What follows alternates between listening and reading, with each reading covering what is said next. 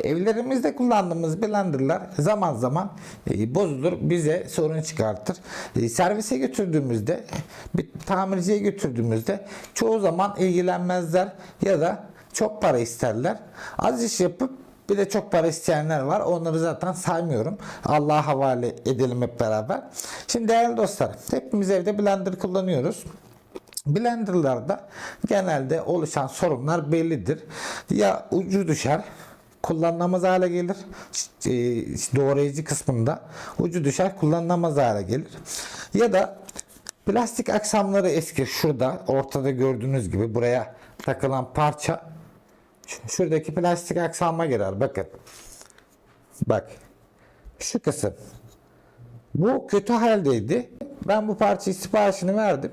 Geldi, taktım. Gördüğünüz gibi içindeki beyaz parça T şeklindedir. Bu diğer çırpıcı ve doğrayıcı parçalar bu T'nin içine girer. Bu sayede motordaki gücü oraya aktarır, doğrar ve biçer. Karıştırır. Şimdi bunun içindeki parça aslında şuydu. Bakın. İkisi arasındaki farkı görün diye size şöyle göstereceğim. Şu eski parça iç deforme olmuş. T şeklini göremiyoruz zaten. Görüyorsunuz değil mi? Evet şu. Şu parça eski parça. Onu çıkarttım. Şu yeni parçayı taktım. Şu anda 10 numara harika bir şekilde çalışıyor. Peki nasıl yaptım? Hazırsanız videoya geçelim ama videoya geçmeden önce kanalıma hala abone olmayan kişiler abone olsun ve videoyu beğenmeyi unutmayın. Ayrıca sormak istediğiniz bir şey varsa yorumlar kısmından bana sorabilir ve cevap alabilirsiniz. Şimdiden iyi seyirler. Evet arkadaşlar, şimdi sökmeye başlıyoruz. Hemen bakın, şu kabloyu şöyle kenara çektiğimizde burada hemen kablonun altında bir kapak var. Hemen kapağın altında bir boşluk var, çeltik. Hemen oraya düz tornavida ya da bir bıçak yardımıyla şöyle hafiften sokup kilitliyoruz. Bakın, çok basit bir şekilde çıktı zaten. Hafif bastırıp çekiyoruz. Hemen böyle çıkıyor burası. Şimdi burada iki tane vida var. Yıldız başta. Bakın. İki tane yıldız başlı vida var. Bunları sökmeye başlıyorum. Şöyle yavaşça, acele etmeden, bakın. Acelemiz yok zaten. Böyle önemli şeylerde acele olmaz arkadaşlar. Evet, birinci vidayı söktüm. Şimdi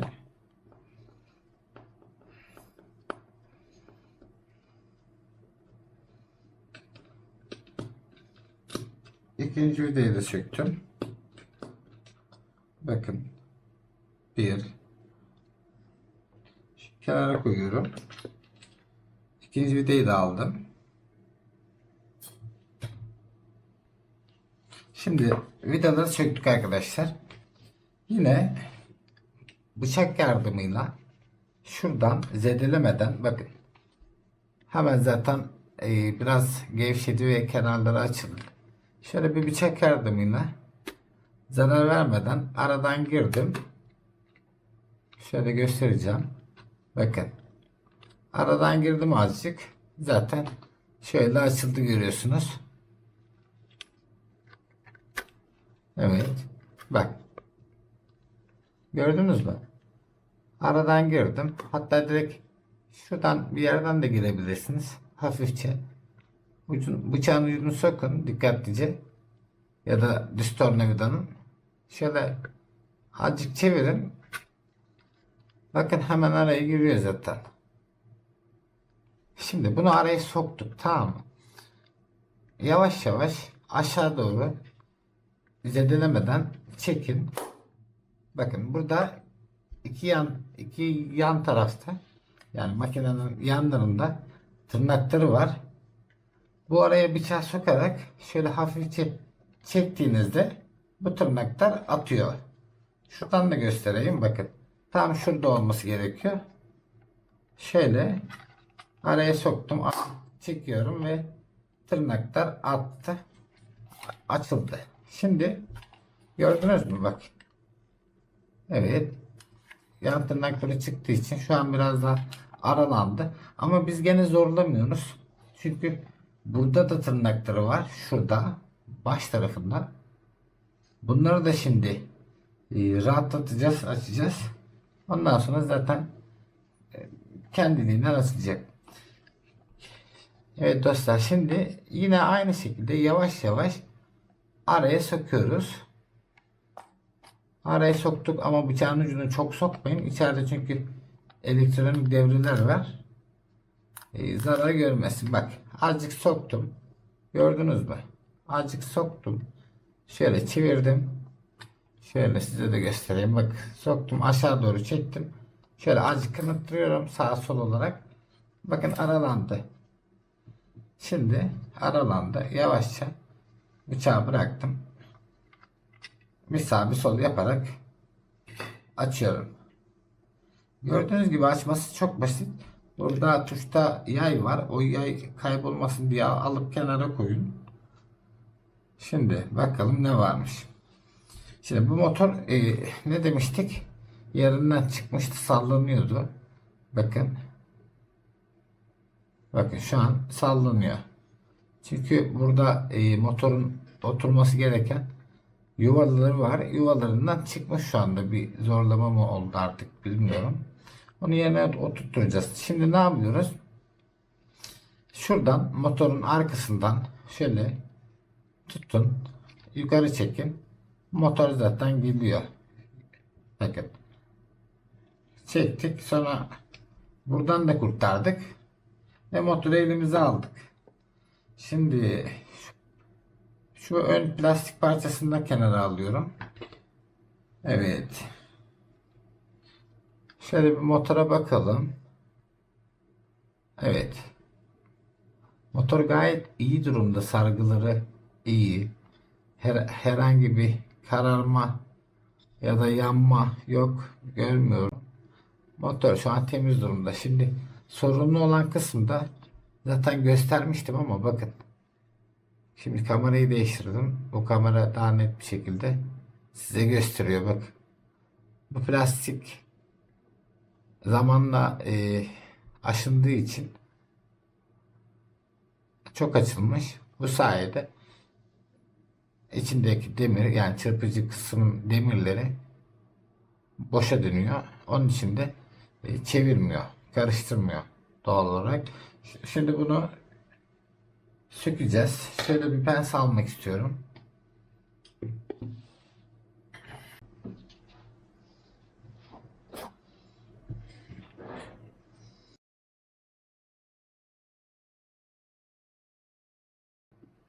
Evet dostlar, şimdi bunu bir pense yardımıyla bakın.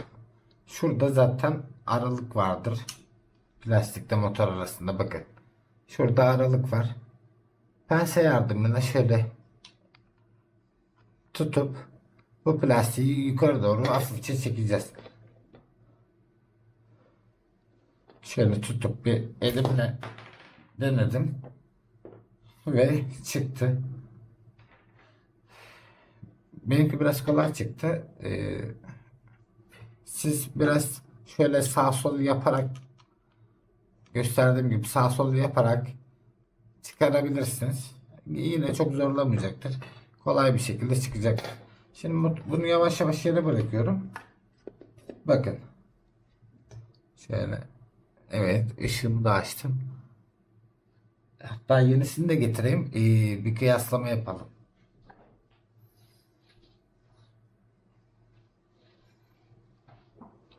Evet. Evet. Yenisi de burada. Bakın. Zaten aradaki farkı göreceksiniz. Normalde böyle sağa sola doğru T şeklinde diyeyim ben size olması lazım. Ama bunda zorlanmadan dolayı plastik aşınmış ve kullanılamaz hale gelmiş. Bu da yenisi. Şimdi bunu takalım. Motoru yerine oturtalım. Sonra hep beraber göreceğiz. Şimdi bunu da Zaten çoğu blenderda aynıdır motorun mili. Şöyle tırtıkları vardır. Bakın. Evet, gözüküyor. Tırtıkları vardır burada. Şu kısmı değil. Arkasındaki ufak delikli kısmı takacağız. Motorun miline oturacak kısım bu kısım. Bunu böyle hafifçe elinizle zorlayıp şöyle bir tutturun. Bakın girdi. Azıcık girdi.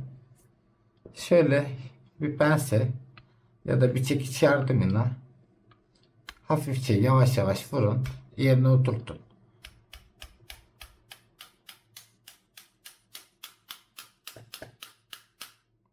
Evet. Şu anda yerine oturdu. Zaten plastik sıkı sıkı girdiği için hiçbir sorun olmayacaktır. Şöyle bir motor yuvasına bakıyoruz. Bakın değerli dostlar, şurada şimdi motorun kulakları, motorun motorun başı şuraya giriyor, kareye, bu plastikle beraber, şu plastikle beraber motora taktıktan sonra şöyle girecek. Şurası da motorun arka kulak kısımlarının bastığı yerler. Bakın bu taraf sağlam ama şu taraf birazcık kırılmış. Şöyle göstereyim. Şu kabloyu da çekeyim bir dakika. Evet. Bakın. Şu taraf biraz kırılmış. Ona ne yapabiliriz? Ne yapabiliriz ona? Bakacağız. Şöyle bir peçete alayım ben. Bir kuru peçete alıp geliyorum hemen. Şimdi geldim. Evet, şuranın pisliğini önce bir ıslak mendille bir sileyim. Hadi temizlenmiş olsun. Evet. Ama bunu ıslak mendille sildiğinizde, her elektrik aleti ıslak mendille sildiğinizde kesinlikle ama kesinlikle hiçbir su zerresi kalmayana kadar kurulamanız lazım. Çünkü elektriği verdiğimizde, fişe taktığımızda mutlaka su kaldıysa kısa devre yapacaktır. Kart yanacaktır. Hani elektronik devre yanar ya da şartel atar. Bu şekilde hem makine zarar görmesin, isterseniz kuru bir peçeteyle silerseniz daha doğru olur sizin için. Evet arkadaşlar, şimdi takarken de önce bu ön siyah plastiğini takıyoruz. Bakın zaten 4 tane çubuk var içinde. Dikdörtgen, şu dikdörtgenin içinde 4 tane çubuğu var. Burada da 4 tane çubuğu var. Hiç böyle kasmadan, uğraşmadan şöyle bak bıraktım. Hafif hafif çeviriyorum. Zaten yerli yerine gelince hemen oturacaktır. Bak. Evet. Bak. Çevirdim. Yerli yerine geldi. Oturması gerektiği yerine. Ve üzerinden basıp yerine oturmasını sağladım. Evet, şimdi motor takarken plastiğini taktık. Bakın. Ön plastiğini taktık. Şimdi ön tarafını sokacağız önce. Sonra arka tarafını sokacağız.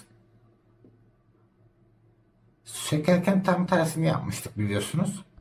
Şimdi geri toplarken de bu sefer tam tersini yapacağız. Önce ön tarafı sokacağız şöyle. Çünkü buraya plastiği var ya burada. Önce bu ön tarafını takıyoruz. Ön tarafını taktık plastiğini. Şuraya deliğe soktuk buradan. Şuraya. Şimdi azıcık öne ittireceğiz. Evet, ittirdim. Şöyle biraz daha tersime geldi. Şöyle birazcık daha öne ittireceğiz. Olmadı.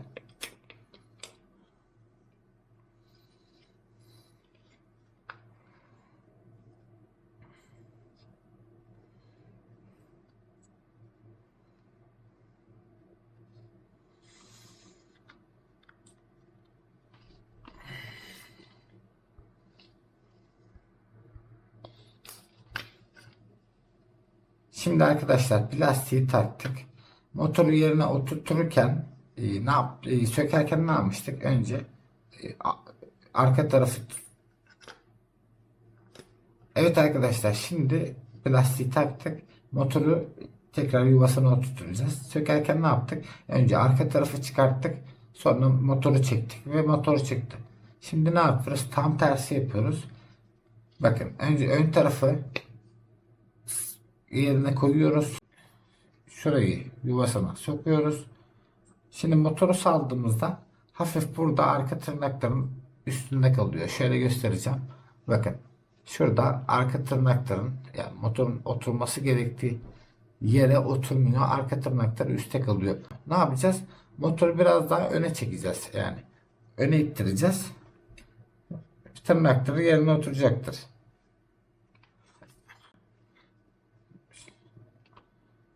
Evet. Birazcık daha şöyle bir yandan çekip bir yandan iş yapınca biraz zorluyor beni. Evet. Şu anda bakın. Zaten motor yerine oturmadığında burada ön kısımda bakın, şurada tam siyah plastiğin oturması gereken yerde bir plastik daha var. Orada boşluk kalıyor. Onun için şöyle motor tutup biraz öne doğru çekerseniz bakın, motor yerine oturuyor. Gördüğünüz gibi arka kulakları da kontrol ediyorum. Bakın şurada, onlardan da tutup bastığımda yerine oturduğunu görüyorum. Şimdi ne yapıyoruz? Makineyi toplayacağız. Şöyle kablo tesisatını şöyle boşluklara, bulabildiğiniz boşluklara sokun. Ortada kalmasın. Makineyi toplarken bize zorluk çıkarmasın. Evet. Söktük. Herhangi bir yere sökebilirsiniz. Evet, motor sallanmıyor. Her şey olması gerektiği gibi yerli yerinde. Yayını unutmuyoruz. Buradan tuşun üstünde yay vardı. Onu almıştık. Yayını geri takıyoruz. Evet, yayını geri taktık. Şimdi üst kapağı alıyoruz. Üst kapakta hiçbir şey yok bu arada. Direkt aldık. Şöyle önce deliği takıyoruz. Blender'ı açma kapama düğmesi var. Onu yaya oturtuyoruz. Şurada bakın. Burada boşluk var. Bu yay buraya giriyor. Önce onu oturtturuyoruz. Şöyle. Evet. Evet. Şimdi yayı oturtturdum. Şimdi yapmanız gereken sadece şöyle önünden arkasından tutup sıkın. Zaten direkt bu yanda olan tırnaklar kavuşuyor ve birbirini tutuyor. Şu anda taktık. Bakın. Bakın. Yeni parçalar nasıl gözüküyor? Demince nasıl gözüküyordu? Yan yana koyacağım bunları görsel olarak. Gördünüz mü? Bu çıkan parça, içindeki yıpranmış parça. Bu da şimdi yeni taktığımız parça şu. Yeni taktığımız parça bak. Gördünüz mü? Evet, net. Şimdi devam edelim. Ne yapmıştık? Burada arkasında iki tane vida vardı. Vidaları yerine takalım. Acele etmeyin, yavaş yavaş. Vidaları yerine takalım.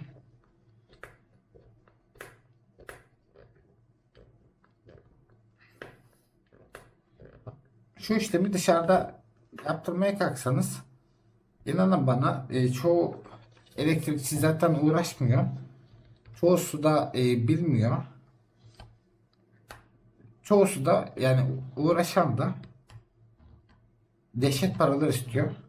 İnanın bana, hiç gerek yok. Evde bu şekilde yaparak hem blenderınızı tamir edebilirsiniz, hem de paranız cebinizde kalmış olur. Hem de evinizin ustası olmuş olursunuz. Evet.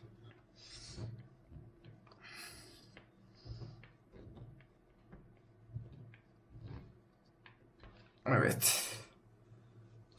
Diğer vidayı da sıkayım tamamen. Zaten toplamda 2 vidası var. Söküp sıkılacak. Başka da bir şey yok. Yani kapaktaki çentik yukarıya gelecek şekilde takıyoruz. Aşağı gelirse ters olur. Takamazsınız. Orada yanılgıya uğramayın. Şöyle. Bir dakika. Evet. Şöyle. Bakın şuradaki çeltik hala aşağıda duruyor. Ama kapakta da bir çeltik var. O da yukarı bakacak şekilde yerine taktık. Evet arkadaşlar, makinemizi tamir ettik, blender'ı. Dün geç saate kaldığım için devamını gösteremedim. Şimdi bakın şöyle değiştirdiğimiz parçayı görün. Şöyle odaklasın. Evet. Şimdi çalıştırıyorum. Bakın. Bakıyorum sallanıyor mu diye, sallanmıyor da. İlk geldiğinde biliyorsunuz motor yerinden çıktığı için sallanıyordu. Şu anda sapasağlam bir şekilde çalışıyor. Şöyle aparatını da takalım.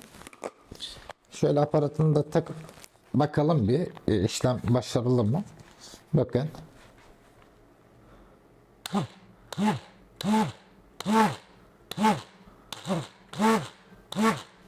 Diğerini de takalım. Ne olur ne olmaz görelim. Çırpıcı kısmın aparatını da taktım şöyle. Bakın. Şöyle çıkayım. Evet. Bakın.